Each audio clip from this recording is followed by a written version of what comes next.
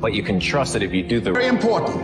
Overcoming the negative conversation, that inner dialogue that's going on all the time, even when you don't want it to be there. You can't stop yourself right now from thinking. You can't do it. It's going on. And so learning how to empower yourself, part of doing that is standing up to yourself. You'll get scared sometimes. Your mind will go blank on you. Some people you will allow to unnerve you.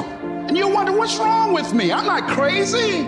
That's why you've got to learn to make a conscious, deliberate, determined effort to stand up inside yourself.